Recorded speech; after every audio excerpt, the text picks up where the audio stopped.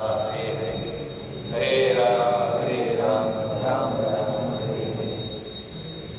जय राधा माधव कुंज विहारी।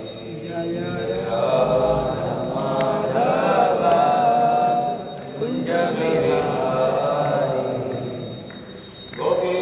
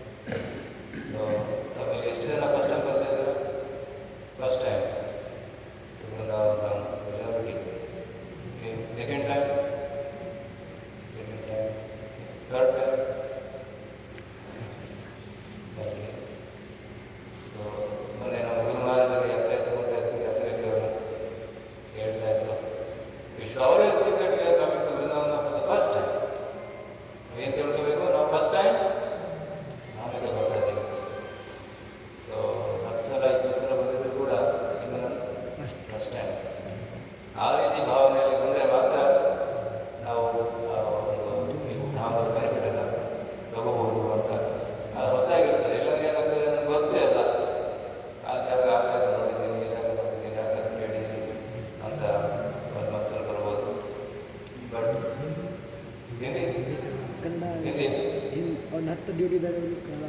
ಈ ಹಿಂದಿ ಕನ್ನಡ ಯಾರಿಗೆ ಅರ್ಥ ಆಗಲ್ಲ?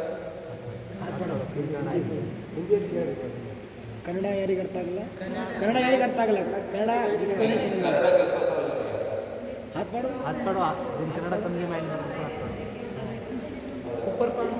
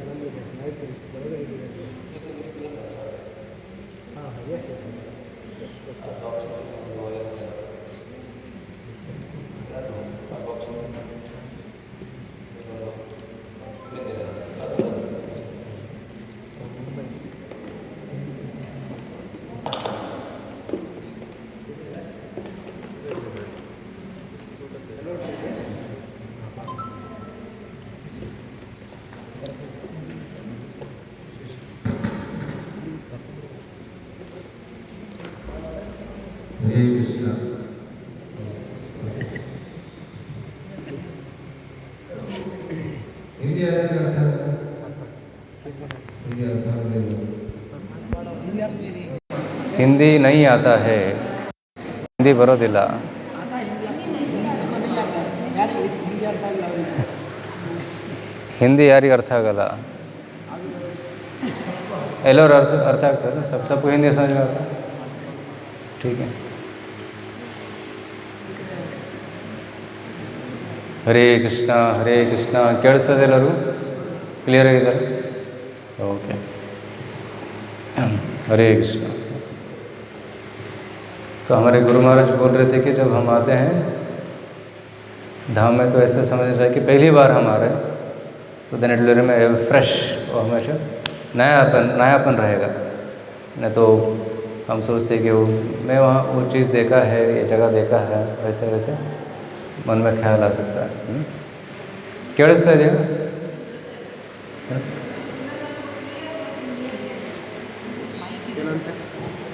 ಸರಿ ಬರ್ತದೆ. हरे कृष्णा कृष्णा कृष्णा हरे हरे हरे राम राम राम हरे हरे. ಬರ್ತಾ ಇದೆಯಾ? ಕೇಳಿಸ್ತಾ ಇದೆಯಾ? ಸುನೇ ಇದ್ದೀರಾ? ಹರೇ ಕೃಷ್ಣ ಕೃಷ್ಣ ಕೃಷ್ಣ ಹರೇ ಹರೇ ಹರೇ ರಾಮ ರಾಮ ರಾಮ ಹರೇ ಹರೇ. ಥ್ಯಾಂಕ್ ಯು ಗುರುಜಿ. हरे कृष्ण. तो English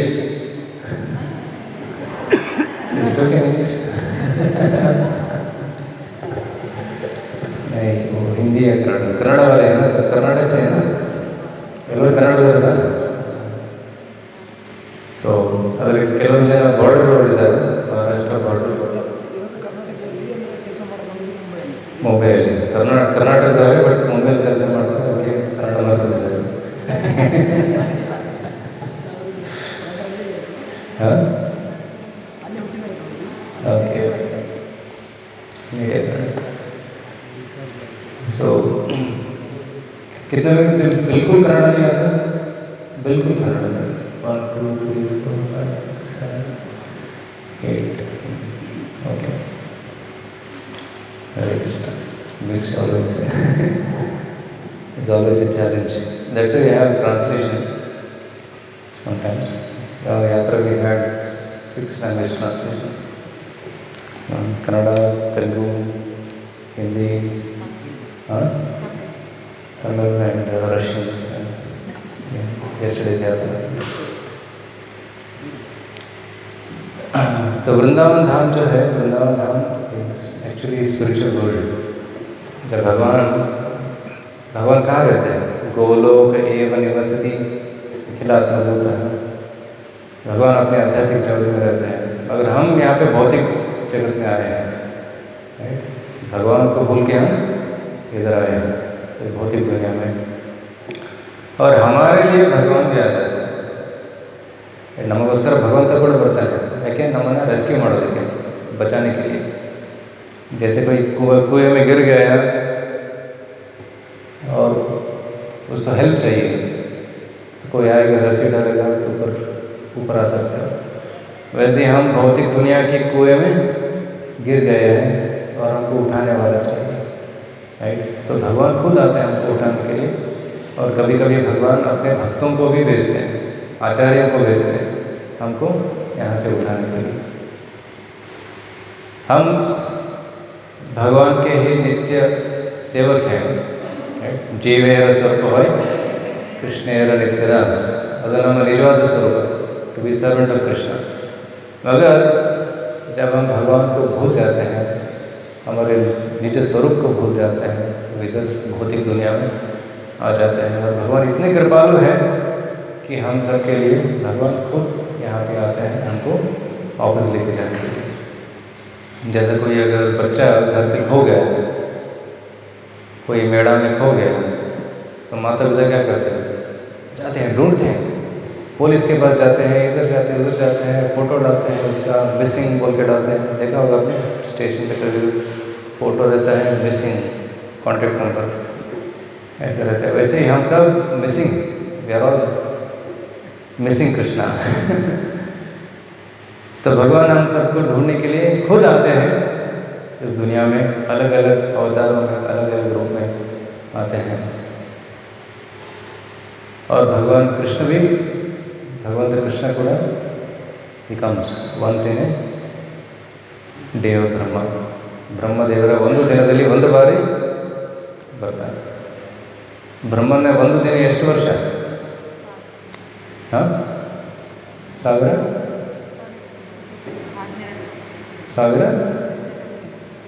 ಚತುರ್ಯುಗಗಳು, correct. 1000 ಚತುರ್ಯುಗಸ್. What is one yuga? Oh. Yeah. Satya, Treta, Dwapar, Kali. Kali Yuga is 4,32,000 years. Right? Kali Yuga. Dwapar Yuga 8,64,000. Then Treta Yuga. So 12,96,000. And then Satya Yuga is 17,000 years. So Chatur Yuga is equal to 43,20,000 years. Chatur Yuga, one Chatur Yuga is 43,20,000 years. Now 1,000 Chatur Yugas is 4,320,000 years. And almost 432 crore years. That is the length of Brahma's one day. तो ಅಷ್ಟು ವರ್ಷದಲ್ಲಿ ಸ್ವಯಂ ಭಗವಾನ್ कृष्ण ಒಂದು ಬಾರಿ ಬರ್ತಾರೆ, only once यहाँ पे आते हैं। तो अभी 5,100 कितना 5,127 years ago Shri Krishna appeared here. स्वयं भगवान श्री कृष्ण यहाँ पे अवतरित हुए। और भगवान कृष्ण कौन है? भगवान कृष्ण अवतार नहीं है, वो अवतारी। ಎಲ್ಲ ಅವತಾರಗಳ ಮೂಲನೇ ಕೃಷ್ಣ. ಏತೇಷಾಂ ಚ ಕಲಾಪುಂಸಃ ಕೃಷ್ಣಸ್ತು ಭಗವಾನ್ ಸ್ವಯಂ. ಸ್ವಯಂ ಭಗವಾನ್ ಕೃಷ್ಣ. ಎಲ್ಲ ಅವತಾರಗಳ ಮೂಲ ಕೃಷ್ಣ. ದ್ಯಾಟ್ ಕೃಷ್ಣ, ಆ Krishna ಅವತರಿಸಿದ.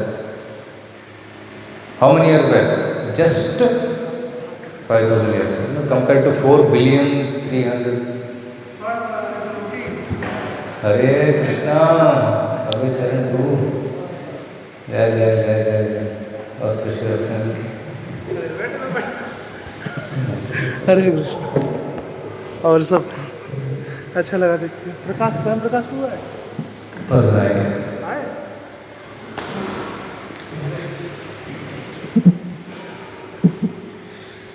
So compared to 4 billion years, 5,000 years बहुत छोटा समय है, बहुत छोटा समय। और भगवान अभी अभी आके लीला करके गए हैं इस दुनिया में, और हम अभी भी आए हैं 5,000 साल बाद।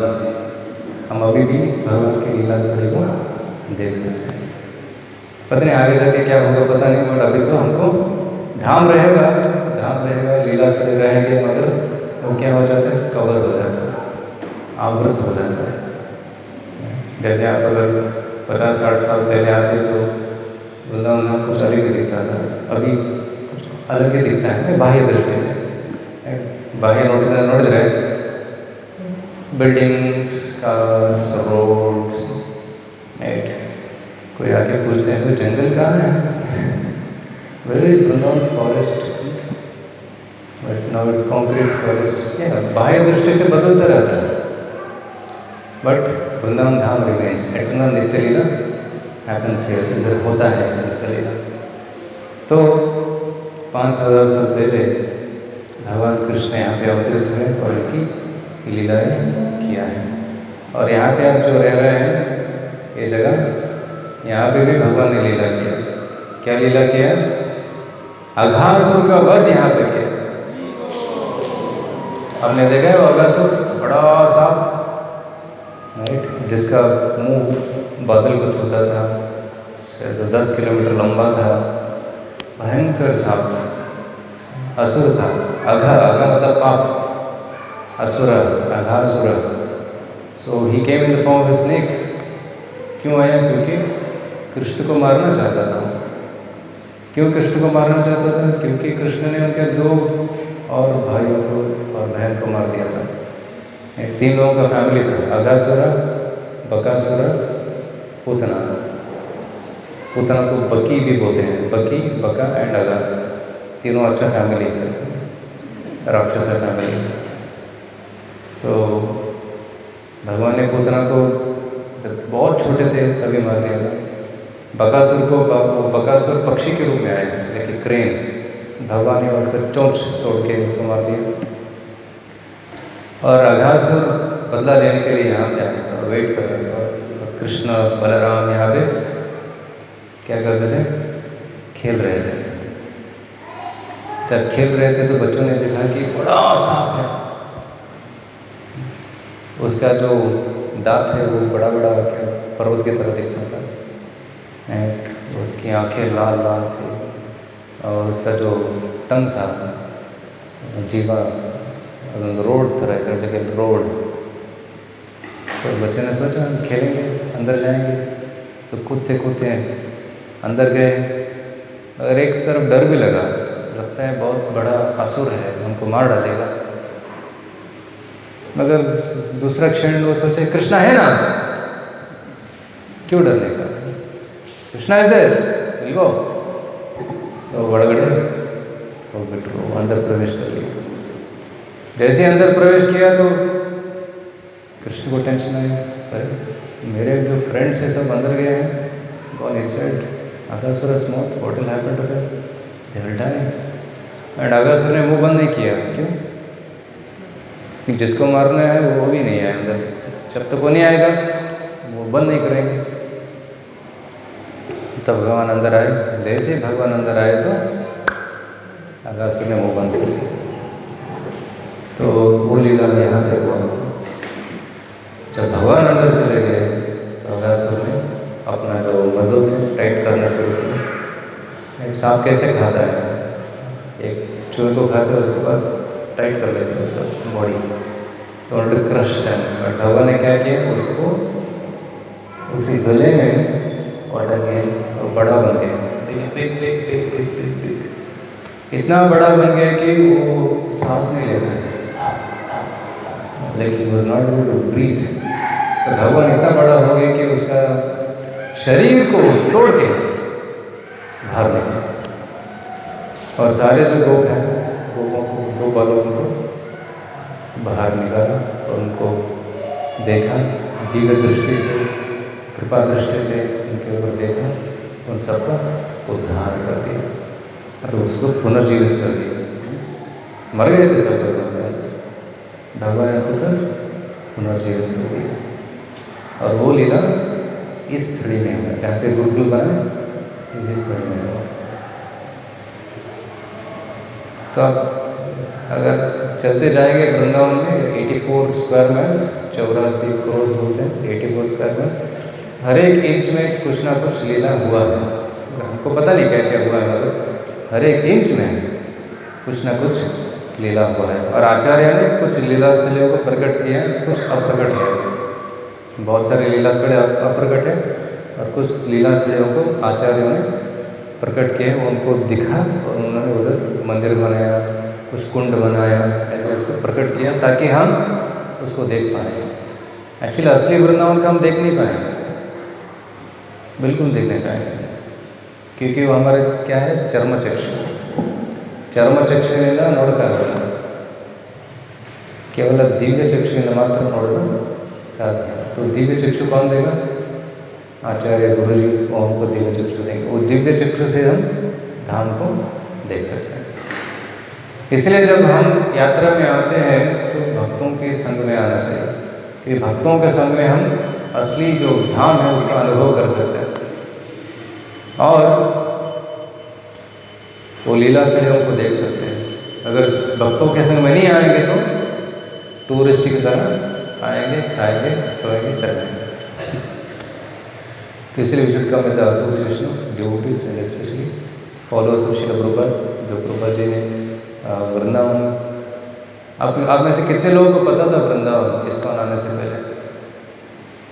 कितने लोगों को पता था? तो 4-5 लोग है ना। इस्कॉन आने के बाद कितने लोगों को पता चला? आने के बाद मैं भी मथुरा वृंदावन पता नहीं था क्या, क्योंकि जो स्थली है ये बहुत गुप्त है, ऐसा नहीं कि सबको मौका मिलेगा हमें आने के लिए, इसके बारे में जानने के लिए। जिनके ऊपर भगवान कृपा करते हैं या भक्त लोग कृपा करते हैं, उनके कृपा से हम ये सब लीला स्थलियों को जान सकते हैं। तो वैसे ही ये जो धाम है हमको कैसे प्रवेश करना चाहिए? आचार्यों के माध्यम से हमको प्रवेश करना चाहिए। Through the acharyas we have to enter, then we can understand the dham. Okay, so 5000 साल पहले भगवान अवतरित हुए मथुरा में, राइट। आप मथुरा स्टेशन में उतरे, मथुरा स्टेशन से उतर के ऑटो में या बस में यहाँ तक आए। सो मथुरा वो राजधानी था कंस का, भोज वंश का राजधानी था। Kansa was the king, before that Ugrasen was the king. Kansa ने उग्रसेन का पदवी को हड़प लिया था और खुद राजा बन गया था। उग्रसेन को जेल में डाल दिया था, और वहाँ पे वसुदेव और देवकी उनका विवाह हुआ, और वहाँ पे जब विवाह हो गया तो उसके बाद जब आ रहे थे तब आकाशवाणी हुआ कि देवकी का 8वां गर्भ कंस तुम्हारा काल बनेगा, राइट। 8ನೇ ಗರ್ಭ ನಿನ್ನ ಮೃತ್ಯು ಆಗ್ತದೆ ಅಂತ ಆಕಾಶವಾಣಿ ಬಂತು ತಕ್ಷಣ ಕಂಸ ಏನು ಮಾಡಿದ?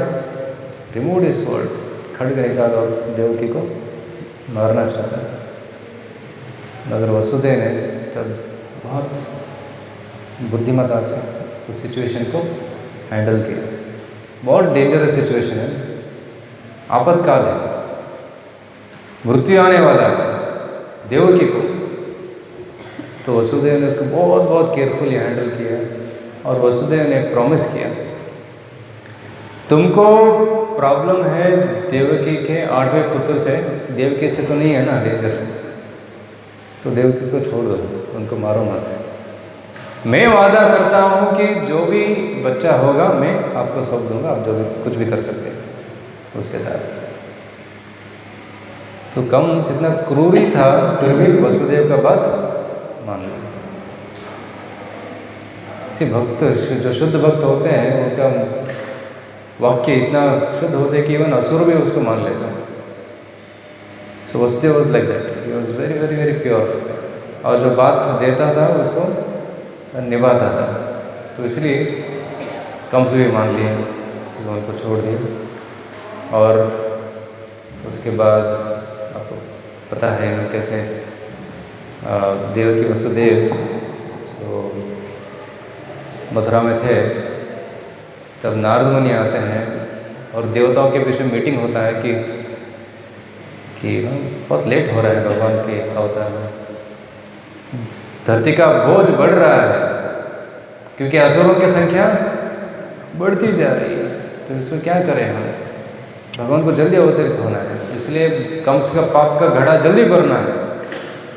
तो इसका मतलब उसको और पाप करना है। तो इसलिए नारद मुनि को भेजा गया। तो नारद मुनि गए कंस के पास और बोले कि कंसा, अभी मीटिंग से आ रहा हूँ, और उस मीटिंग में ये डिस्कशन हो रहा था कि सारे देवता लोग यदुवंश में जन्म ले रहे हैं। सारे देवता यदुवंश में, वृष्णि वंश में जन्म ले रहे हैं और तुम्हारे विरुद्ध कार्य करने वाले हैं, तुमको मारने वाले हैं। और भगवान कृष्ण भी अवतरित होने के लिए रेडी हैं। तो कोई भी बच्चा को देवता हो सकता है या भगवान कृष्ण ही हो सकता है। तो डेंजर सबसे है तुम्हें। तो तब कंस ने क्या किया? देवकी वसुदेव को जेल में बंदी बनाया। और जेल में बंदी बनाने के बाद जब पुत्र हुआ, पहला संतान हुआ, तो वसुदेव ने कंस को खबर भेजा। तो कंस आए, बेटे को लिया हाथ में, उसको ऐसा देखता है, आप गए हैं जेल में, मथुरा जेल जाएंगे, लास्ट टाइम में जाएंगे वहाँ पे जहाँ पे कृष्ण का जन्म हुआ था।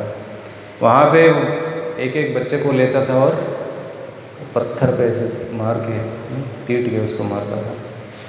बहुत क्रूर था वो, निर्दय, ಒಂಚೂರು ದಯ ಇರಲಿಲ್ಲ ಅವರ ಹೃದಯದಲ್ಲಿ, ಅಂತಹ ಕ್ರೂರಿ ಕಂಸ. ಚಿಕ್ಕ ಮಕ್ಕಳನ್ನು ಕೊಲ್ತಾ ಇದ್ದ. ಒಂದಲ್ಲ ಎರಡಲ್ಲ, 1 2 3 4 5 6 children were killed. Then 7th child, 7वां गर्भ जब हुआ तो वो एक्चुअली कृष्ण ने आदेश दिया योग माया को कि मैं एक्चुअली वृंदावन में जन्म लेने वाला हूँ, तो क्या करो तुम इस संतान को देवकी के गर्भ से जो रोहिणी माता है उनके घर में स्थानांतरित करो, ट्रांसफ़र करो। तो भगवान ने, योग माया ने उसको ट्रांसफ़र किया। तो उनका नाम क्या था? बच्चे का नाम क्या था? संकर्षण, बलराम। संकर्षण, बलराम, बलदेव, राइट, अलग अलग नाम है भगवान के। तो संकर्षण भगवान बलराम रोहिणी के गर्भ से जन्म लिए वृंदावन में।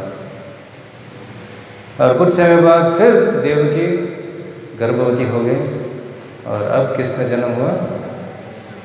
श्री कृष्ण का। ये बहुत दिव्य जन्म था, ये ऑर्डिनरी जन्म नहीं था। भगवान पहले वसुदेव के मन में प्रकट हुए और वसुदेव के मन से देवकी के गर्भ में प्रकट हो गए। तो जब देवकी कृष्ण को धारण की हुई थी अपने अंदर, तो देवकी बहुत सुंदर, बहुत तेजोमय दिख रही थी, वेरी वेरी एफल्जेंट। इतना कि सारे देवता आ गए ऊपर और जेल में आ गए और स्तुति करने लगे। भागवतम का 10वें स्कंद का 2रा अध्याय जो है स्तुति है, गर्भ स्तुति। मतलब जब कृष्ण गर्भ में थे तो सब देवते आके भगवान को प्रार्थना कर रहे हैं, स्तुति कर रहे हैं। इंद्र, चंद्र, वरुण, वायु, ब्रह्मा, सब देवता आते हैं। अब शिव जी सब भगवान की स्तुति करते हैं। तो अष्टमी के दिन, श्रावण मास के अष्टमी के रात को, मध्य रात्रि को भगवान कृष्ण का जन्म उस कारागृह में हो गया, was born in the jail, right? And although he was born in the jail, the birth was very divine. बहुत दिव्य जन्म था, ऐसा ऑर्डिनरी जन्म नहीं था। आजकल हॉस्पिटल में बुकिंग होता है, इस डेट को डिलीवरी होगा तो इस डेट को बुकिंग करेंगे और जाएंगे, एडमिट हो जाएंगे, ऐसे ऐसे। Our birth is pathetic, our birth is miserable and painful. और भगवान का जो जन्म था वो दिव्य जन्म। इसलिए भगवान बोलते हैं कि जो मेरा जन्म और कर्मों को जानता है वो मुक्त हो जाता है। जन्म कर्म च मे दिव्यम एवं यो वेत्ति तत्त्वतः त्यक्त्वा देहं पुनर्जन्म नेति मामयि सोचना। आपने सुना है श्लोक? भगवद गीता का बहुत फेमस श्लोक है। इसमें भगवान बोलते हैं कि भगवत धाम कौन जा सकता है? कौन? कृष्ण के जन्म और कर्मों को समझ लिया ठीक से, वही भगवत धाम को जा सकता है। इसलिए हम यहाँ पे क्यों आए हैं? इस भगवान का जन्म स्थान देखने के लिए, भगवान का लीला स्थलों को देखने के लिए और भगवान को खोजने के लिए यहाँ पे आए। Come here to search for Krishna. परम पूज्य सच्चिदानंद महाराज कुछ दिन पहले जब हम गोवर्धन में थे तो बता रहे थे कि जब यात्री यहाँ पे आते हैं ना, यात्री का 3 धर्म होता है, 3 नियम होते हैं यात्री का। पहला नियम है कि ऑलवेज सर्च फॉर कृष्णा, हमेशा भगवान की खोज में रहो। बहुत बहुत महान आचार्य लोग आए यहाँ पे, क्यों आए? भगवान को खोजने के लिए आए। हे राधे व्रज देवी के चलिते, हे नंद शूनो खुदा, हे राधे, हे ललिते, हे विशाखे, हे Krishna, where are you, where are you, ऐसे खोजते हुए आचार्य लोग यहाँ पे आए। श्री चैतन्य महाप्रभु आए 500 साल पहले, उसके बाद रूप गोस्वामी आए, सनातन गोस्वामी आए, रघुनाथ दास गोस्वामी आए खोजते हुए।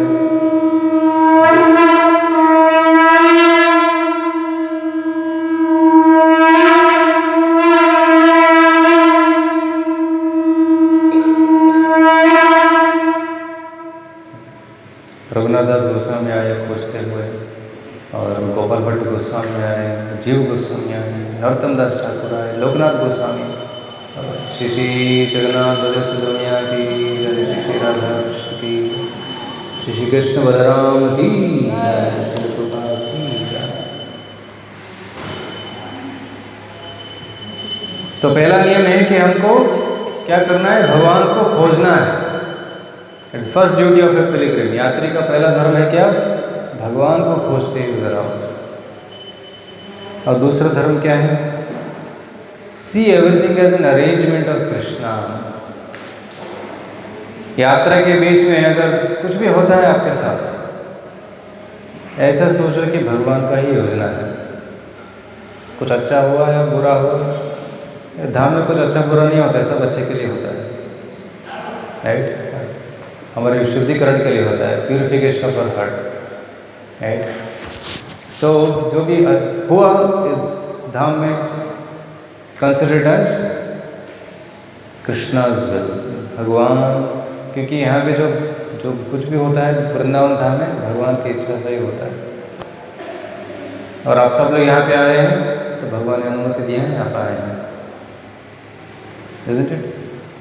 ऐसे आकस्मिक नहीं है। आप लोग यहाँ तक आए इतना दूर से, बैंगलोर, गुलबर्गा, मतलब it is will of the Lord. आपको परमिशन मिला है, तो इसलिए यहाँ पे भगवान को खोजिए आप, and see everything as an arrangement of Krishna. And third thing is whatever you do, whatever you receive, you use it in service of Krishna.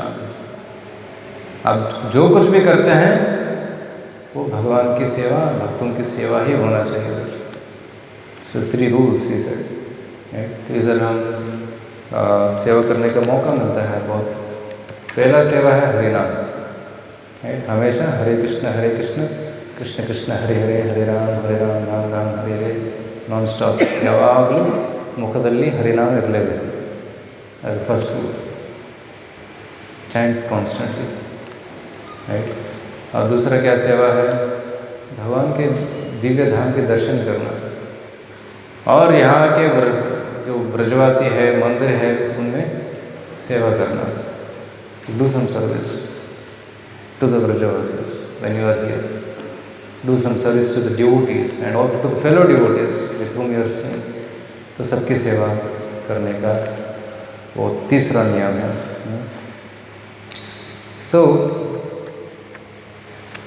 तो हम इधर भगवान को खोजने के लिए आए हैं, तो भगवान को खोज के वापस जाना है, या खोजते हुए वापस जाना है,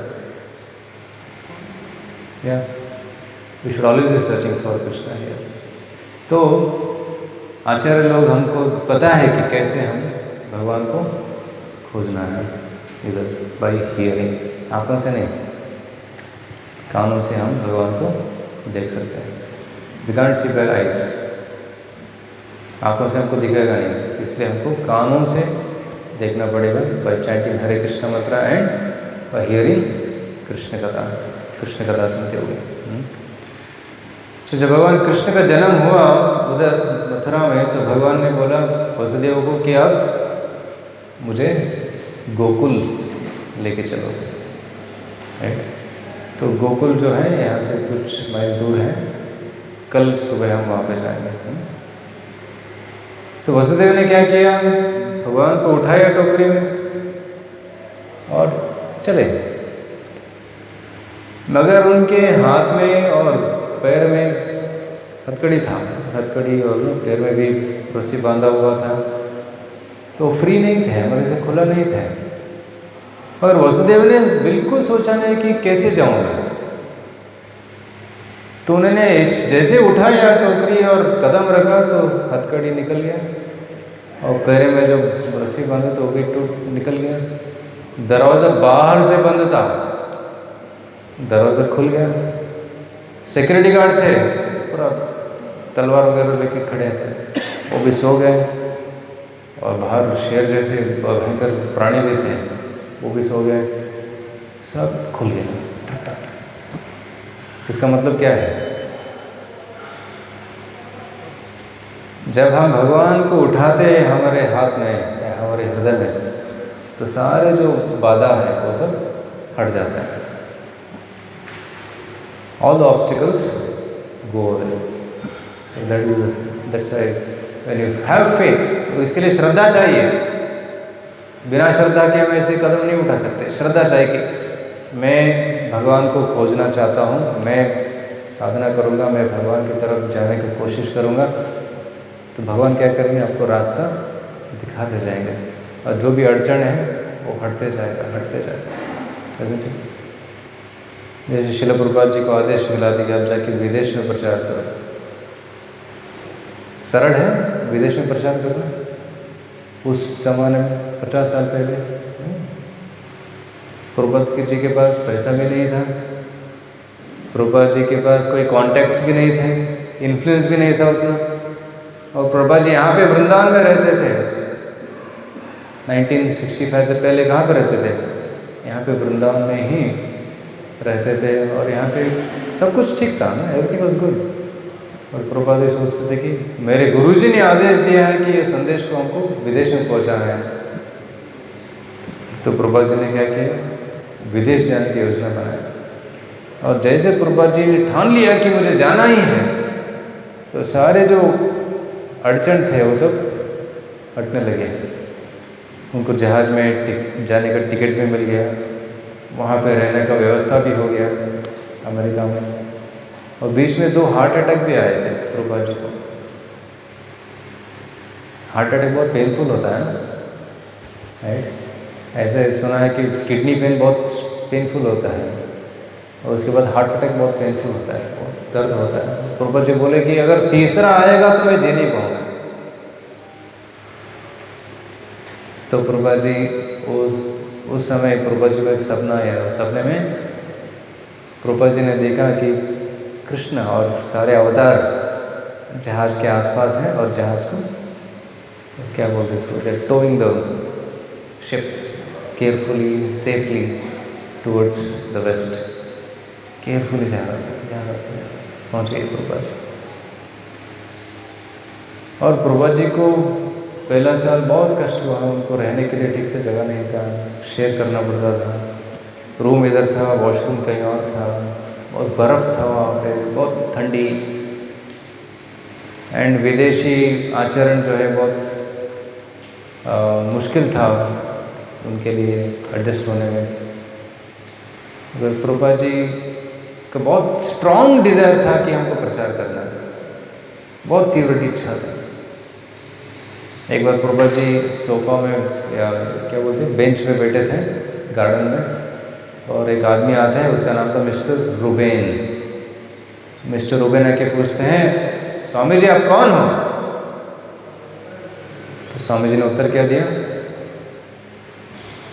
मेरा नाम AC भक्तिवेदांत स्वामी है, मेरे पास बहुत सारे मंदिर हैं, hundreds of temples, and I have thousands of disciples and I have millions of books being distributed. Prabhupada ji के पास एक भी मंदिर नहीं था, एक भी शिष्य नहीं था, और सिर्फ भागवतम बुक था बस। प्रभुपाद जी क्या बोल रहे हैं उसको? मेरे पास बहुत सारे मंदिर हैं, 100 मंदिर हैं, और हज़ारों शिष्य हैं, और लाखों लाखों किताब मेरे बढ़ रहे हैं। और प्रभुपाद जी ने कहा ओनली टाइम इज सेपरेटिंग, सिर्फ क्या बोलते हैं, ओनली टाइम इज सेपरेटिंग, कुछ साल के बाद ये सब होने वाला है। इसका मतलब कि प्रभुपाद को बहुत विश्वास था कि ये सब होने वाला है। इसलिए हम जब जीवन में चलते हैं तो भगवान के प्रति विश्वास के साथ चलना चाहिए कि ये सब मुझे भगवान हेल्प करेंगे। तो वसुदेव ने विश्वास के साथ भगवान को उठाए और चलने लगे तो सब बाधाएं हटने लगी। और जैसे ही कारागृह से बाहर निकले तो हल्की बारिश होने लगी, तो सब लोग दरवाजे बंद कर लिए थे, खिड़की भी बंद कर लिया था। तो भगवान चले और अनंत शेष आ गए छत्री के रूप में। यमुना बह रही थी पूरा तेजी से, इट वाज फुली फ्लोइंग। तो यमुना जी भी रास्ता दिया। अभी तो ब्रिज है, उस समय ब्रिज नहीं था, हम तो ब्रिज क्रॉस करके आते हैं, तो उस समय में चलना पड़ता था, पानी के अंदर से स्विमिंग करना पड़ता था। तो भगवान को लेके आए और गोकुल में उनको रखा, और भगवान को रखे, और वो जो लड़की थी उसको वापस लेके गए। तो मथुरा जो है भगवान का जन्म स्थान है, और गोकुल जो है भगवान वहाँ पे बड़े हुए हैं, कल वहाँ पे जाएंगे। और वृंदावन जो है यहाँ पे भगवान ने बहुत सारी लीलाएं की। सबसे प्रिय वन है भगवान के लिए वृंदावन, इसलिए कहा जाता है कि पूरा दुनिया में सबसे श्रेष्ठ जगह है वैकुंठ, और वैकुंठ में सबसे श्रेष्ठ जगह है मथुरा, और मथुरा मंडल में सबसे श्रेष्ठ है वृंदावन, और वृंदावन में सबसे श्रेष्ठ जगह कौन सा है? गोवर्धन, और गोवर्धन में सबसे श्रेष्ठ राधा कुंड। राइट, सो 3 दिन बाद हम जाएंगे राधा कुंड और गोवर्धन भी। तो हमको एक ख्याल में रखना चाहिए कि हम कहाँ पे हैं। We are not in ordinary place, हमारी साधारण जगह पर नहीं है, हम वृंदावन धाम में है। तो we should be careful and conscious of our activities. हम जो भी कार्य करते हैं ध्यानपूर्वक करना चाहिए, ऐसे केवल गलत सोच भी नहीं करना चाहिए। हमारा सोच भी हमेशा होना चाहिए कि हम भगवान की सेवा करें और भगवान के स्मरण में लगे रहें।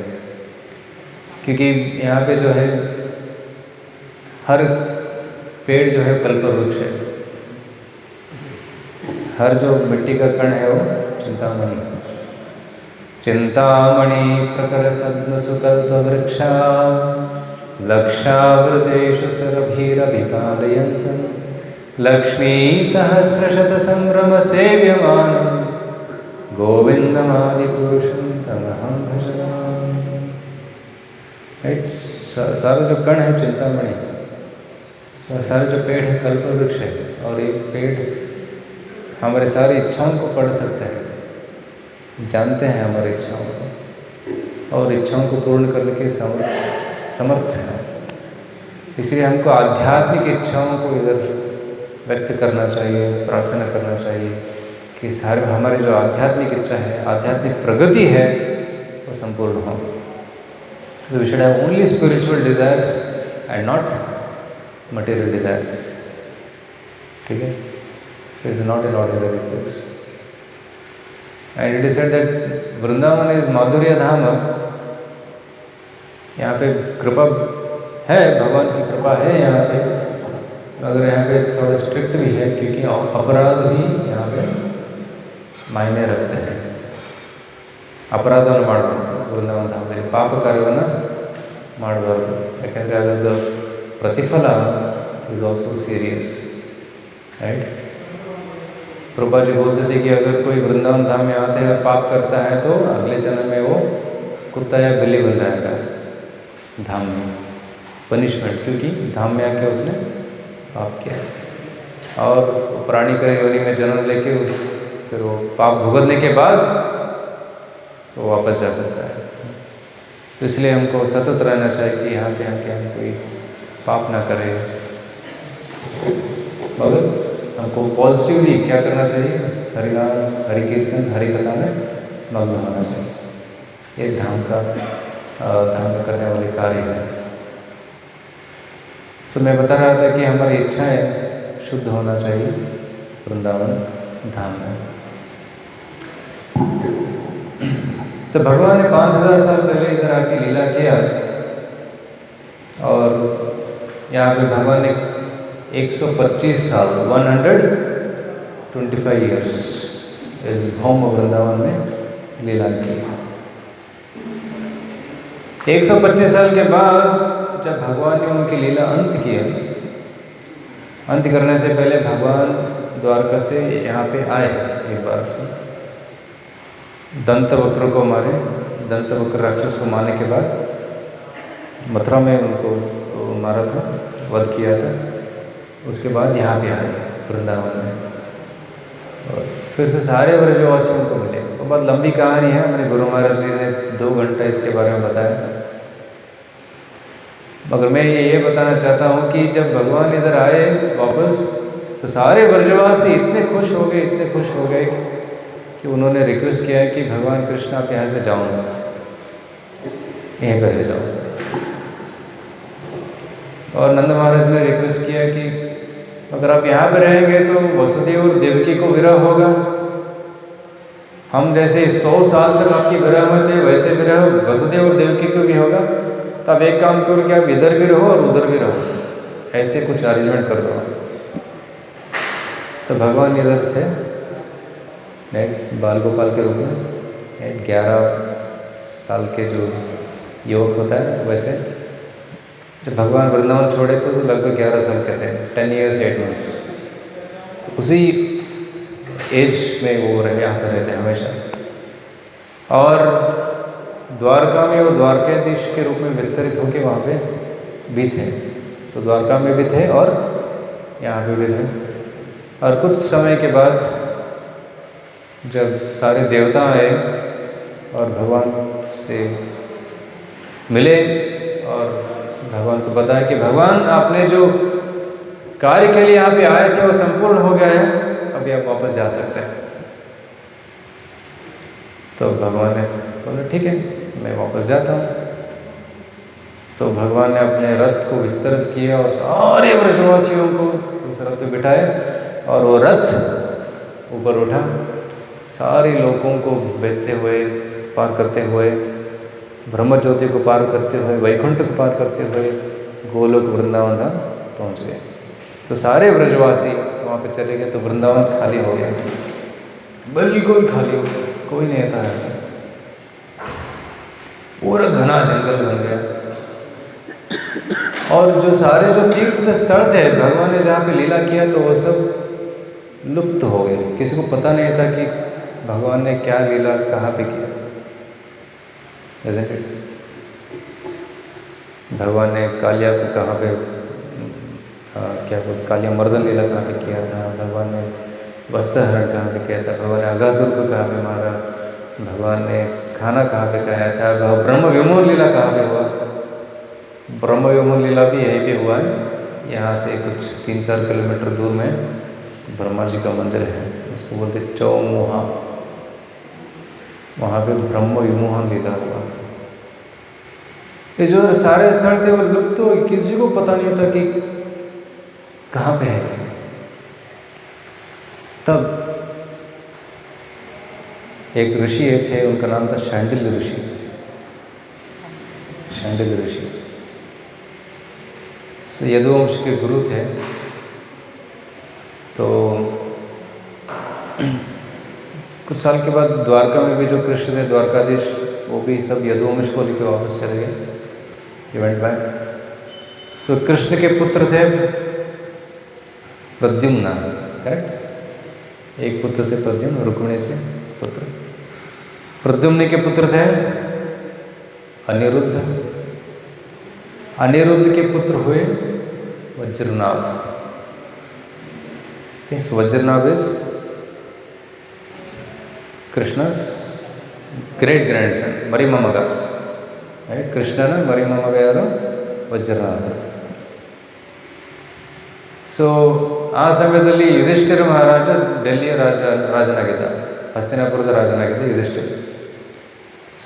ಸೊ ಯುಧಿಷ್ಠಿರ ಪರೀಕ್ಷಿತನನ್ನು ರಾಜನನ್ನಾಗಿ ಮಾಡಿ ಹೋಗ್ಬಿಟ್ಟ. परीक्षित को राजा बने और निवृत्त हो गए. तो Parikshit is there in where? Hastinapur, Delhi.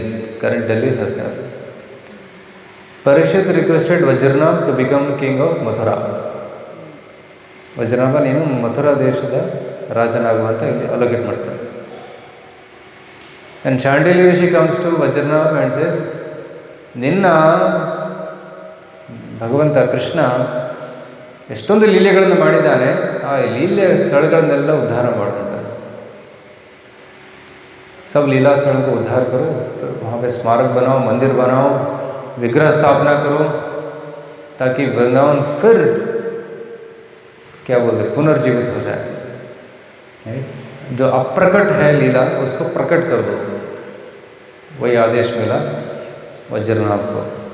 तो वज्रनाभ आए वृंदावन और देखते पूरा घना जंगल, कोई नहीं रहता है यहाँ पे, पूरा शांति है, सिर्फ पेड़ ही पेड़ है, जंगल है. तो बच्चों को पता नहीं चला कि किधर क्या है, कैसे मैं स्टार्ट करूँ ये कार्य. तो परीक्षित महाराज भी आए वज्रनाभ से मिलने.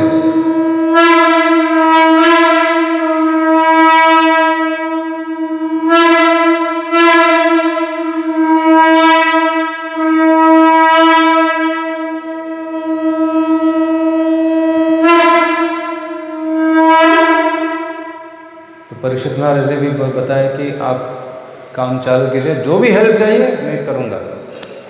तो Vajranabh started the work and Parikshit was helping. और वज्रनाभ को पता नहीं चला कहाँ से स्टार्ट करूँगा, कैसे स्टार्ट करूँ. तो वज्रनाभ यमुना के नदी के तट पे आए और वहाँ पे बैठे और प्रार्थना कर रहे थे, रो रहे थे कि ये सेवा मैं कैसे स्टार्ट करूँ. एक कल्पवृक्ष पेड़ के नीचे यमुना के तट के पास बैठ के रो रहे थे.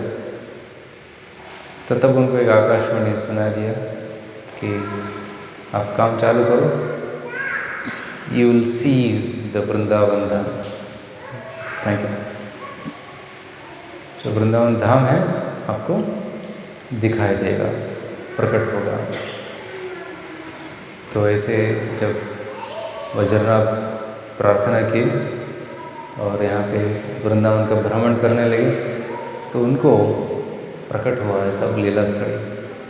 वज्रनाभ देख पाए कि यहाँ पे क्या लीला हुआ था, वहाँ पे क्या लीला हुआ था. और जहाँ जहाँ वो उनको प्रकट हो रहा था हृदय में, तो वहाँ पे मंदिर बनाए. तो वज्रनाभ जी ने वृंदावन को फिर पुनः स्थापित किया. और हम जब परिक्रमा में आते हैं, स्पेशली जो वैष्णव लोग हैं आते हैं, तो जो वज्रनाभ ने जो स्थापित किया है ये सब स्थलीय, उनको देखने के लिए आते हैं. कि वही तो हम देख सकते हैं, बाकी चीज़ें तो लुप्त हो गया ना. तो वज्रनाभ जी ने अनेकों मंदिर स्थापित किए. उसमें 4 देवों के मंदिर हैं. ओके, मथुरा में केशव देव, गोवर्धन में हरिदेव, वृंदावन में यहाँ पे गोविंद देव और Keshav Dev, Haridev, Govind Dev and one more Dev. 4 devs and 4 Mahadevs, right? Chakleshwar Mahadev, Kameshwar Mahadev, Bhuteshwar Mahadev and Gopeshwar Mahadev. 4 devs and 4 Mahadevs. Then devis also, like Vrinda Devi, Manasa Devi, like these 4 devis he established. And then he established Srinathji temple, right? And then he established Gopinathji, Srinathji. Then he also established many whole kundas, अलग अलग कुंड बनाए और अलग अलग लीला स्थलों को ऐसे प्रकट करते गए। तो ये वज्रनाभ का मेन कंट्रीब्यूशन था। और मदन गोपाल और साक्षी गोपाल इनका भी स्थापना किया। और एक देव है बलदेव। बलदेव में दाऊ जी का मंदिर है, बलराम जी का मंदिर। सो ऐसे इन टोटल 16 मंदिर बनाए पूरा ब्रजभूमि में। तो ये 5000 साल पहले, मतलब लगभग 4500 साल पहले, 5000 साल पहले कृष्ण थे, 4500 साल पहले लगभग वज्रनाभ जी ने ये सब स्थापना की ब्रजभूमि में। मगर क्या हो गया, कालांतर में ये सारे विग्रह भी खो गए। गोविंद देव, हरिदेव, केशव देव, सब all this places establish Vajranabh वो भी लुप्त हो गए। तो जब 500 साल पहले चैतन्य महाप्रभु आए तो यहाँ पे कुछ भी नहीं था। महाप्रभु आके यहाँ पे भ्रमण कर रहे थे तो सब विग्रह जो लुप्त हो गए थे। महाप्रभु यहाँ पे आए और खुद कुछ लीला स्थलियों को प्रकट किया, जैसे राधा कुंड। जब महाप्रभु गोवर्धन एरिया में, अरिष्टग्राम एरिया में वो ना घूम रहे थे वहाँ पे, तो एक खेत था, खेत के बीच में दो सरोवर थे, उसमें नहाया। जब महाप्रभु नहाए तो उनको बहुत अद्भुत आनंद का प्रकट हुआ, अनुभव हुआ। प्रेम उनके हृदय में ऐसे उछलने लगा, ओवरवेल्म्ड विद लव। तो महाप्रभु ने बताया कि राधा कुंड, क्योंकि ऐसा अनुभव सिर्फ राधा कुंड में हो सकता है। और उसके बगल में और एक कुंड था, तो महाप्रभु ने बताया श्याम कुंड। तो राधा कुंड, श्याम कुंड का प्रकट किया इन्होंने, चैतन्य महाप्रभु ने। तो ऐसे कुछ लीला स्थलों को भगवान चैतन्य महाप्रभु ने प्रकट किया। अगर महाप्रभु यहाँ पे सिर्फ 2 महीने के लिए थे, ओनली 2 months। ऐसा कहा जाता है कि महाप्रभु यहाँ पे वृंदावन आए लगभग 15 सेंचुरी में, 16 सेंचुरी में आए थे, 1510 में आए, 1510 में यहाँ पे संन्यास लेने के बाद, जब वो 24 साल के थे, 1510 में संन्यास लिया, तो लगभग 1512 में आए। तो कुछ दक्षिण भारत यात्रा भी किया था कुछ साल, उसके बाद यहाँ पे आए थे। तो महाप्रभु कार्तिक पूर्णिमा में यहाँ पे वृंदावन में प्रवेश किया। कार्तिक पूर्णिमा, अभी कार्तिक मास चल रहा है, तो कार्तिक मास का लास्ट डे जो होता है, I think it is 7th of November। तो कार्तिक पूर्णिमा के दिन वृंदावन में एंटर किया चैतन्य महाप्रभु ने, और 2 महीने के लिए यहाँ पे थे। और 2 महीने में यहाँ पे सारे ब्रजभूमि में वो भ्रमण किए, यात्रा किए। और मेनली वो अक्रूर घाट और इमली ताल उस जगह पे रहते थे। मगर महाप्रभु की इच्छा था कि पूरा लीला स्थलियों को प्रकट करें, एल्लदना प्रकट ಮಾಡಬೇಕಂತ इच्छा थी। So that's why Chaitanya Mahaprabhu ही सेंट डिवोटीज। खुद महाप्रभु ने नहीं किया, उनके भक्तों को भेजा और उनके भक्तों के द्वारा सारा लीला स्थलियों को प्रकट किया। चैतन्य चरितामृत में कहा गया है, कालेन वृंदावन के निवाता लुप्ते तितां ख्यापयितुं विशस्य कृपामृतेना विशिशेष देव तत्रैव रूपं च सनातनं च। In the course of time, the transcendental news of Krishna's pastimes in Vrindavan was almost lost. So Vrindavan के जो तीर्थ स्थल है वो सब लुप्त हो गए। कालेन वृंदावन के निवार्ता लुप्त, ಎಲ್ಲ लुप्तವಾಗಿತ್ತು। तम ख्यापयितुम, उनको फिर प्रकट करने के लिए, to enunciate this pastimes, to enunciate explicitly those transcendental pastimes, Sri Chaitanya Mahaprabhu empowered Srila रूप गोस्वामी एंड सनातन गोस्वामी। तत्रैव रूपम च सनातनम च, रूप गोस्वामी और सनातन गोस्वामी को एम्पावर किया और उनको भेजा यहाँ पे एक मिशन के लिए। वो मिशन क्या था? श्री चैतन्य मनोभीष्टम स्थापितम येन भूतले। रूप गोस्वामी को यहाँ पे भेजा क्योंकि महाप्रभु का जो मनो अभिष्ट है उसको यहाँ पे एस्टैब्लिश करने के लिए रूप और सनातन गोस्वामी को यहाँ पे भेजा। और उनके साथ और रघुनाथ दास गोस्वामी, गोपाल भट्ट गोस्वामी, कृपा आ रही है नरसिंह कृष्ण बलराम, विशेष भक्तों के लिए विशेष कृपा है।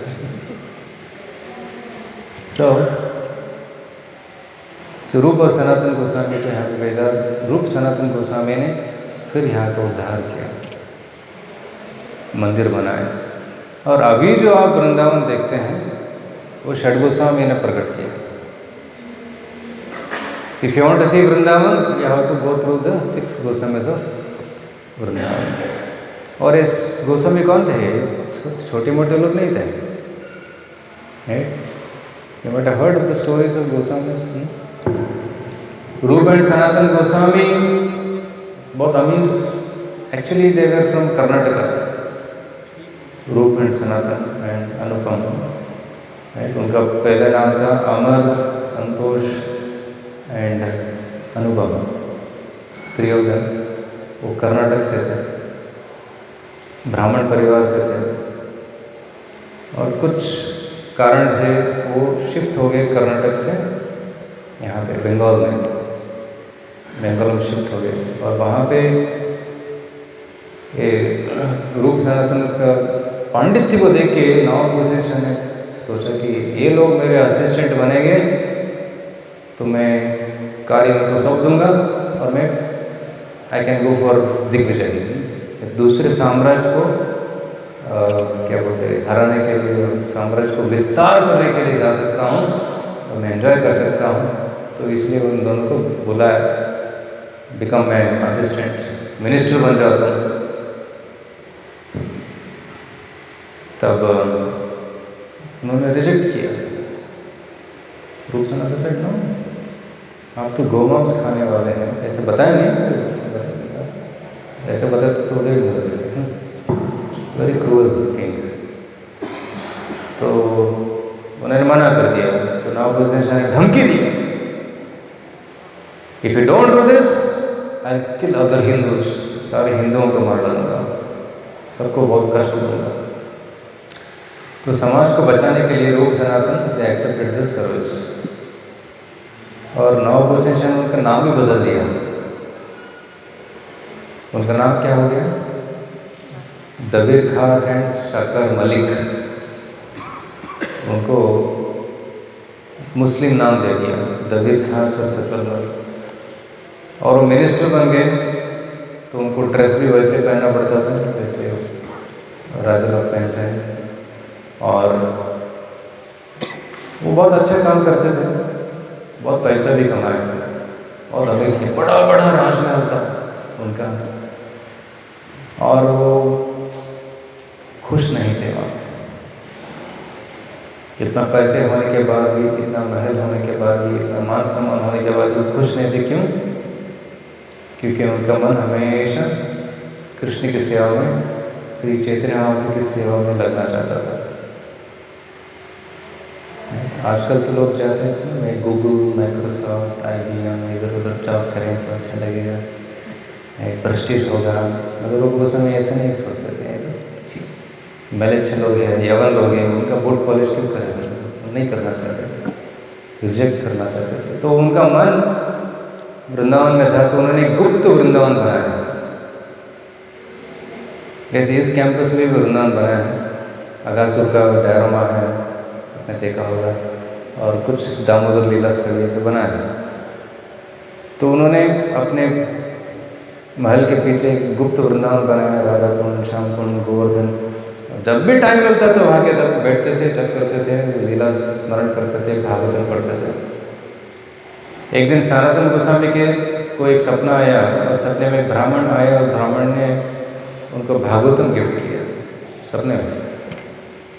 जैसे आँख खोले सनातन गोस्वामी, तो अगले दिन वही ब्राह्मण जो सपने में आया तो एक्चुअली आया और उनको भागवतम गिफ्ट किया और चला गया। तब से सनातन गोस्वामी भागवतम को पढ़ते थे, भागवतम को सर्वस्व पूरा प्राण मानते थे। मदैक बंधो मत्संगिन, मेरा बंधु है, मेरा संगी है, मेरा प्राण है, मेरे प्रभु है, ऐसे भागवतम को उन्होंने स्वीकार किया और भागवतम पढ़ रहे थे। तो सनातन गोस्वामी रूप गोस्वामी को इस काम में और रुचि नहीं था, तो उन्होंने चिट्ठी लिखा चैतन्य महाप्रभु को कि हाँ आपकी सेवा करना चाहते हैं। और महाप्रभु ने रिप्लाई किया, एक समय आएगा, उस समय में आप वहाँ से निकल के वृंदावन चले जाओ, मैं आपसे वहाँ पे मिलूँगा। तो जैसे मौका मिला रूप गोस्वामी भाग गए। अगर सनातन गोस्वामी भाग नहीं पाए, वो अटक गए थे जॉब में, तो सनातन से बोले छोटा भाई तुम चलो, मैं संभाल लूँगा, मैं आऊँगा। अगर रूप गोस्वामी जाते समय उन्होंने क्या किया, उनके पास बहुत धनराशि था, बहुत सोने का सिक्के थे, जहाज भर भर के सिक्के थे। तो रूप गोस्वामी ने सनातन गोस्वामी को लिखा, मैंने 10,000 सोने के सिक्के आपके लिए रखे हैं, इमरजेंसी में आप इसको यूज करो। तो सनातन गोस्वामी कुछ दिन काम किए और उस एक दिन उन्होंने ऑफिस में क्या बोलते हैं सिक लीव डाल दिया, मैं बीमार हूँ, मैं ऑफिस नहीं आ सकता। तो घर में बैठ के भागवतम पढ़ते थे, ब्राह्मण के बीच में भागवतम पढ़ते थे। तो नाव गोसाई शाह ने मिनिस्टर को भेजा, देखो क्या हो गया सनातन, बहुत दिन हो गया, 1 हफ्ता हो गया नहीं आया। तो मिनिस्टर जाके देखते हैं सब ठीक ठाक है, कुछ बीमारी नहीं है, ऑलरेडी इज रीडिंग भागवतम। तो Sanatan Goswami I am okay. देखो नाव गोसाई शाह को खबर मिला तो खुद आ गए, खुद आके देखे सनातन तो सब कुछ ठीक ठाक है, ऑफिस में क्यों नहीं आ रहे? मुझे मन नहीं लगता, मैं नहीं आऊँगा। मुझसे झूठ बोला कि तुम बीमार हो। हाँ मैंने झूठ बोला क्योंकि मुझे उसको काम नहीं करना है। आई नॉट सर्व यू, मैं आपका काम नहीं करूँगा। तो नाव गोसाई गुस्सा हो गया, तुमको पता है मैं क्या करूँगा, तुमको जो करना है मेरे से तो करो, आई एम नॉट अफ्रेड, मुझे कोई डर नहीं। तो सनातन गोस्वामी को जेल में डाल दिया। और जेल में जब थे तो सनातन गोस्वामी सोचा कि कैसे निकलूँ यहाँ से, कैसे निकलूँ यहाँ से। तो एक बार जेल कीपर को बुलाया और उनसे थोड़ा बात किया और सनातन से बताया कि देखो मैं आपको 5,000 सोने के सिक्का दूंगा, छोड़ दो मुझे। उसने नहीं माना क्योंकि डर लगा था, बहुत अच्छा ऑफर था ना, सोने का सिक्का 5,000। किसने देखा, किसने एक देखा? 5,000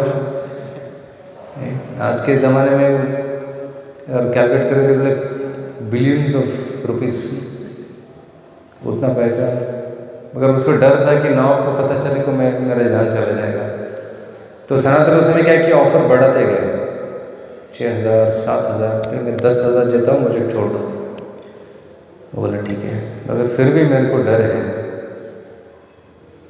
तो सनातन उसने बताया कि बोल देना उस नवाब को कि सनातन नहाने के लिए गए गंगा में, और गंगा में हथकड़ी के साथ ही डूब गया। शौच के लिए गए और नहा रहे थे गंगा में, वो उसके साथ डूब गया। हमने ढूंढा, उनका लाश नहीं मिला हमको, ऐसे बोल देना, बोले को मर गया।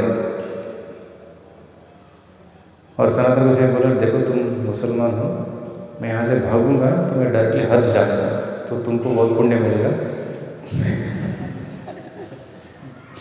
झूठ बोल दिया,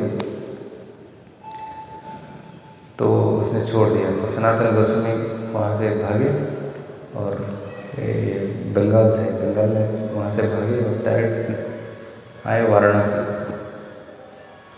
और वहाँ पे भेंट होती है चैतन्य महाप्रभु से। तो ये बहुत लंबी कहानी है, मैं बहुत शॉर्ट बोल रहा हूँ। और वहाँ पे चैतन्य महाप्रभु वाराणसी में थे, वृंदावन दर्शन करके वापस आ रहे थे। वापस आते समय उनके छोटे भाई रूप गोस्वामी को उन्होंने मिला प्रयाग में। प्रयाग में रूप गोस्वामी को मिलकर उस वाराणसी आए तो सनातन गोस्वामी वहाँ पे पहुँच गए। तो सनातन गोस्वामी से वहाँ पे मुलाकात हुई और सनातन गोस्वामी बहुत पूरा दाढ़ी वगैरह बना दिए थे और तो फकीर की तरह कपड़े पहने हुए थे। तो चैतन्य महाप्रभु वहाँ पे चंद्रशेखर आचार्य के घर में रुके थे। तो उन्होंने बोला कि बाहर कोई भक्त आए उसको बुलाओ अंदर। तो वो जाके देखते हैं कि कोई नहीं है, महाप्रभु बाहर कोई नहीं है, कोई तो होगा, तो कोई एक मुस्लिम फकीर है, हाँ उसी को बुलाओ। सब दर्शन कर लिए? हाँ कर लिए, बंद कर सकते, उन्हीं को बुलाओ। जय श्री श्री कृष्ण बलराम की, जय जगन्नाथ भगवान की, राधा श्याम सुंदर की, श्री की जय। उन्हीं को बुलाओ। तो सनातन गोसाई को बुलाया और महाप्रभु ने उनका आलिंगन किया और महाप्रभु बोले, सनातन बोले नहीं नहीं नहीं मत छुओ मत छुओ, मैं बहुत गंदा हूँ, मैं बहुत मलिन हूँ। नहीं नहीं, वैष्णवों को छूना ही बहुत श्रेष्ठ है, वैष्णवों का नाम लेना ही बहुत पवित्र है, वैष्णवों का दर्शन करना ही पवित्र है, वैष्णवों को स्पर्श करना भी बहुत पवित्र है। तो उन्होंने वो आलिंगन किया और चंद्रशेखर आचार्य को बोले कि उनका थोड़ा शेविंग करो और उनको अच्छे कपड़े पहना।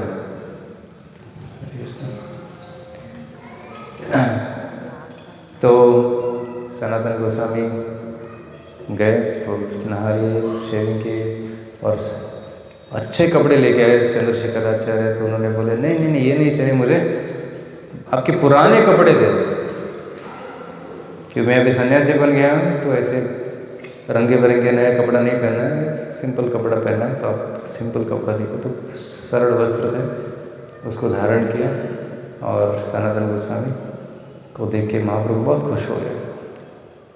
मगर सनातन गोस्वामी ने एक चद्दर पहना हुआ था, वो बहुत कॉस्टली था। राइट, उनके जो रिलेटिव थे रास्ते में उन्होंने गिफ्ट दिया था, क्योंकि बहुत ठंडी होता है अभी वृंदावन में, तो एक शॉल दिया था। महाप्रभु ने देखा कि ये अच्छा नहीं है, सनातन से समझ गए। तो एक गंगा के तट पे एक धोबी था, धोबी से जाके बात की थोड़ा एक्सचेंज ऑफर करो, मैं ये दे दूंगा तुमको, तुम पुराना जो चादर है वो दे दो। बोले सच में? हाँ सच में। तो उन्होंने एक्सचेंज किया, तो पुराना कपड़ा लेके आए और पुराना जो शॉल था उसको पहन लिए। तो महाप्रभु देखे बहुत अच्छा, वैरागी को ऐसे ही जीना चाहिए, राइट, जो ज़्यादा शो ऑफ नहीं करना चाहिए, बहुत सरल जीवन होना चाहिए, राइट। तो उन्होंने ऐसे कहा और सनातन गोस्वामी को चैतन्य महाप्रभु ने वहाँ पे 2 महीने के लिए उपदेश दिया, वो है सनातन शिक्षा। और रूप गोस्वामी को प्रयाग में 10 दिन के लिए शिक्षा दिया, वो था रूप शिक्षा। और उन दोनों को भेजा वृंदावन, यहाँ पे आप मंदिर बनाओ, तीर्थ स्थल का उद्धार करो और शास्त्र लिखो, और वैष्णव कैसे जीना है उसका एक आदर्श स्थापन करो, example of a devotee. So they came here and they started doing the service. तो जब सनातन गोस्वामी यहाँ पे वृंदावन में आए, अभी हम जाएंगे Vrindavan, will go to this temples, okay. Kali Ghat के पास वो रहते थे, तो यमुना वहाँ पे बहती है।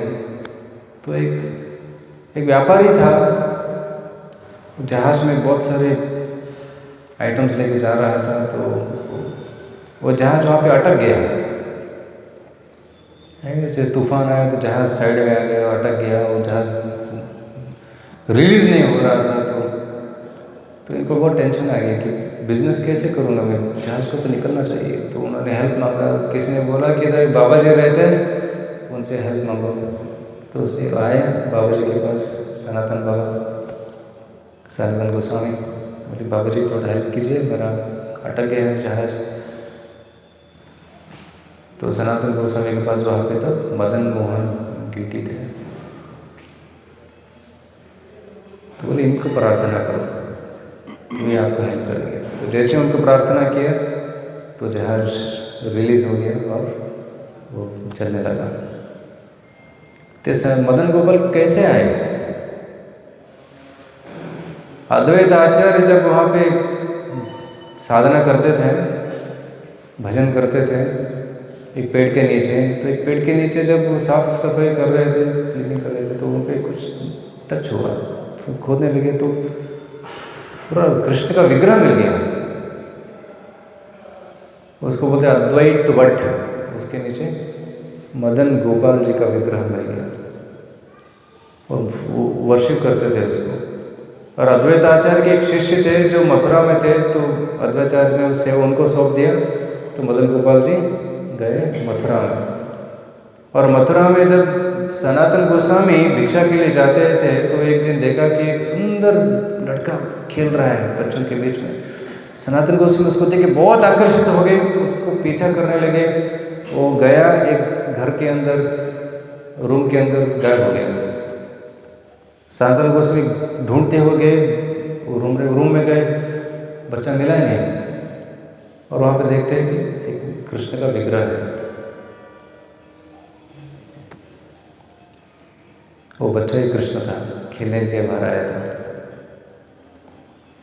तो जब मदन गोपाल और वो जो सेवा करते थे मथुरा में, उनके सपने में मदन गोपाल आए, बोले कि कल से ना मैं सनातन गोस्वामी का सेवा स्वीकार करना चाहता हूँ, आप मुझे सनातन गोस्वामी को सौंप दीजिए। से ऐसा होता है कि भगवान चूज करते हैं किससे सेवा लेना है। हम सबको सेवा करने की इच्छा होता है, मगर भगवान किससे सेवा लेना चाहते हैं वो उनके ऊपर भी डिपेंड करता है, कभी इससे कभी उससे। मगर सेवा करने की इच्छा हमें होना चाहिए। कब भगवान बुलाएंगे हमको पता नहीं, जब बुलाएंगे हमको रेडी होना चाहिए। Yes sir. तो ये आदमी आता है, बोलता है सनातन गोस्वामी ऐसे मुझे सपना आया, आप आज से मदन गोपाल जी का सेवा करो।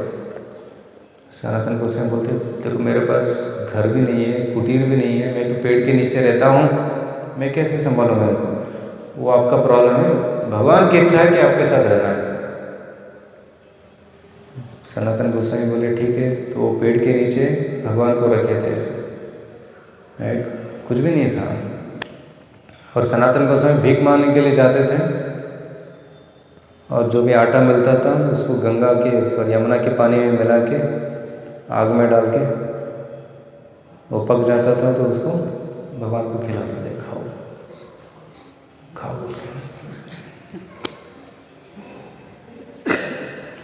और भगवान खाते थे उसको। और जब भगवान खाते थे तो एक दिन भगवान ने बोला सनातन गोस्वामी थोड़ा नमक तो डालो, बिना नमक की टेस्ट नहीं आता है। इसका मतलब है कि विग्रह बात करते हैं भक्तों से, विग्रह पत्थर नहीं है, भक्तों से बात करता है। अगर प्रेम से आप पुकारेंगे तो भगवान बात करेंगे। तो ये देख सकते हैं हम कहानी से। सनातन गोस्वामी बताए आज तुम नमक मांग रहे हो, तुम कल शक्कर मांगोगे, घी मांगोगे, कहाँ से दूंगा मैं? बी सेटिस्फाइड, संतुष्ट रहिए इससे बस। मगर सनातन गोस्वामी अंदर सोच रहे थे कि इनके लिए एक मंदिर होना चाहिए, अच्छा सेवा का व्यवस्था होना चाहिए। मुझे कुछ नहीं चाहिए, मगर एटलीस्ट इनके लिए तो होना चाहिए। तो जब उस जहाज़ रिलीज हो गया, वो व्यापारी व्यापार करके वापस आया, तो बहुत धन कमा के आया। फिर से आया सनातन गोस्वामी के पास, कुछ सेवा करें हम आपकी? तो रूप गोस्वामी सनातन गोस्वामी बोले मुझे तो कुछ नहीं चाहिए, अगर आपको सेवा करना है तो मदन गोपाल के लिए एक मंदिर बनाओ। तो उसने बोला ठीक है बनाता हूँ। तो उसने अपने धनराशि से मदन गोपाल जी के लिए एक मंदिर बनाया। वो आगे जाके मदन मोहन मंदिर कहलाता है। अभी मदन मोहन टेम्पल बोलते हैं, पहले मदन गोपाल टेम्पल था। तो वहाँ पे बहुत अच्छा मंदिर है, बहुत सुंदर मंदिर है, और मदन मोहन जी का पूजा भी होता है। तो हालांकि फिर से क्या हुआ, मंदिर स्थापित होने के बाद फिर 1 सेंचुरी बाद औरंगजेब ने अटैक किया वृंदावन में। तो जब भी अटैक हुआ तो फिर से ये विग्रहों को यहाँ से स्थानांतरित किया। कहाँ पे? जयपुर में। सो सारे जो मूल विग्रह है वज्रनाभ जी ने जो स्थापित किया था वो सब आपको जयपुर में मिलेंगे। मदन मोहन जी, गोविंद जी, गोपीनाथ जी, राइट, दामोदर जी, राधा विनोद जी, सब आपको जयपुर में मिलेंगे। यहाँ पे प्रतिभू मतलब में replica deities are established in Vrindavan and they are being worshipped. The original Vajranav's deities are in Jaipur. ये भी भगवान की लीला ही है, भगवान आते जाते रहते हैं, इट्स ऑफ हिज विल। तो सनातन गोस्वामी सब कुछ छोड़ के यहाँ पे आए, भजन करते थे और भगवान मदन मोहन की सेवा करते थे। और यहाँ पे सारे पुजारियों को उन्होंने दीक्षा दिया और सेवा में नियुक्त किया और गोवर्धन में रहने लगे कुछ समय के लिए। और गोवर्धन में भी सनातन गोस्वामी का भजन कुटीर है, राइट। तो आज हम मदन मोहन जी का मंदिर में भी दर्शन करेंगे और then will go to Damodar temple. वहाँ Damodar temple, so Radha Damodar temple जो है वो भी प्रसिद्ध मंदिर है जहाँ पे जीव गोस्वामी ने राधा दामोदर जी का सेवा किया था। और जो विग्रह है रूप गोस्वामी ने प्रेम से बना के जीव गोस्वामी को सौंप दिया था उनकी सेवा करने के लिए। और हो सके तो हम जाएंगे राधा रमन टेम्पल। मैंने सुना कि कल बहुत भीड़ था, संडे बहुत भीड़ था, आधा किलोमीटर दूर लंबा लाइन था, ऐसा सुना, एक ड्यूटी बताया। तो देखते हैं भीड़ कैसे है। आज मंडे है तो भीड़ कम हो सकता है, but it is let's see if crowd is less, we will take darshan today. If not, we have again last day also.